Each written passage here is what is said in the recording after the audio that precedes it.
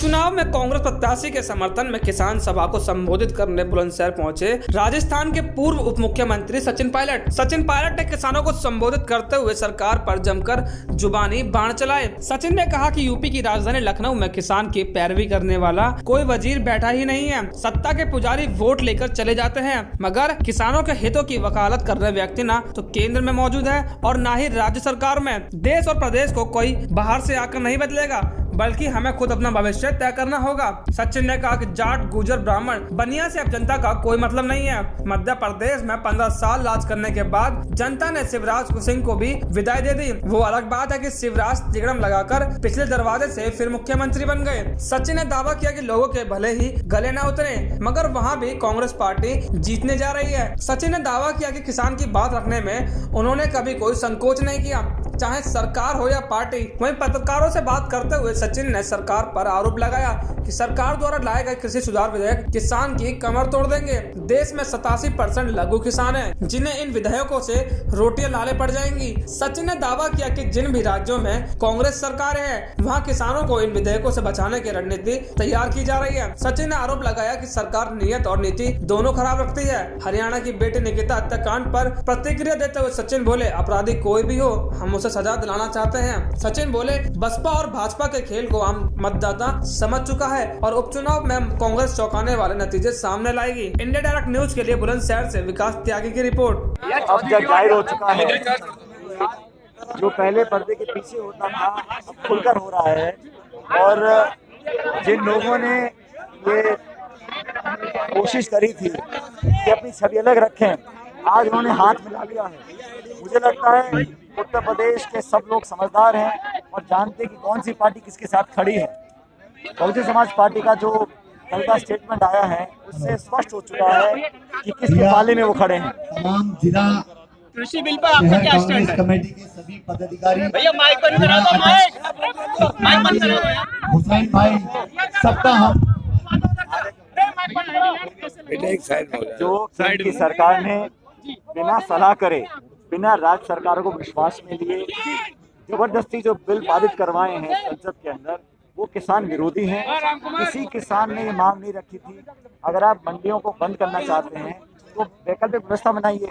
बहुराष्ट्रीय कंपनियों के लिए दरवाजा खोलकर समर्थन मूल्य को समाप्त कर किसान की कमर तोड़ने का काम केंद्र सरकार कर रही है। भारतीय जनता पार्टी की सरकार में कोई किसान हितैषी नेता मौजूद ही नहीं है, किसानों की बात वो रख सके। पूरे देश में आज विरोध हो रहा है। हम चाहते हैं किसान की आमदनी बढ़े, लेकिन अगर आप किसान को पाबंद कर देंगे और कुछ चंद कंपनियों के लिए बेचने के लिए मोहताज कर देंगे तो किसान की कमर टूटेगी। हमारा मानना है कि कृषि में निवेश होना चाहिए। अब कोरोना काल में अर्थव्यवस्था बिल्कुल चौपट हो गई है।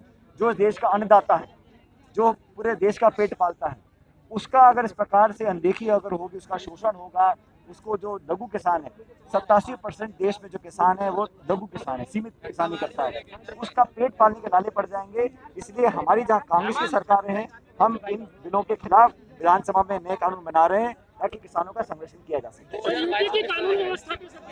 उत्तर प्रदेश में कानून व्यवस्था की कोई चीज बची नहीं है।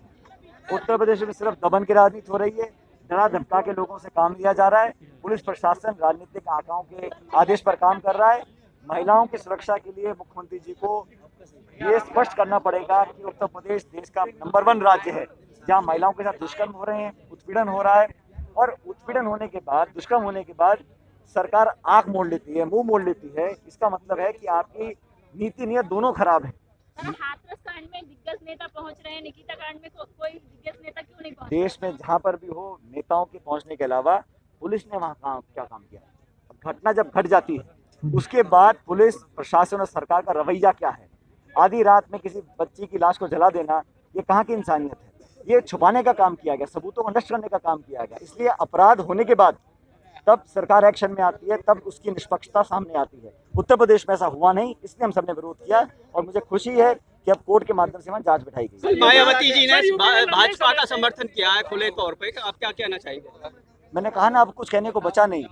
जब बहुजन समाज पार्टी पहले भी बीजेपी के साथ समझौता कर चुकी है और एक बार दोबारा उस दिशा में चल रहे हैं, तो मतदाता समझ रहे हैं, हर वर्ग का, हर जाति का, हर धर्म का मतदाता समझ गया कि बहुजन समाज पार्टी और बीजेपी का खुला खेल है। बल्लभगढ़ कांड से, बल्लभगढ़ के केस से कांग्रेस अपने आप को क्या इसलिए बचा रही है कि रसूखदार नेता लोग हैं और वो सब कांग्रेस से जुड़े हुए हैं? कोई मतलब ही नहीं है। हम लोग न्याय चाहते हैं। जो भी अपराधी है, किसी का रिश्तेदार हो, किसी से संबंध हो, कानून पूरी कार्रवाई करे, सख्त कार्रवाई करे।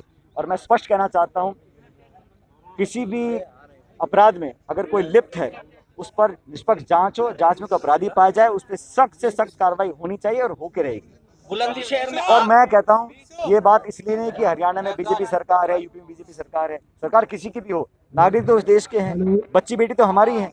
उन पर अगर बुरा समय आता है तो उसके लिए पुलिस को तुरंत कार्रवाई करनी चाहिए। जनता के मन में विश्वास कायम करना पड़ेगा, जो फिलहाल अभी गायब है।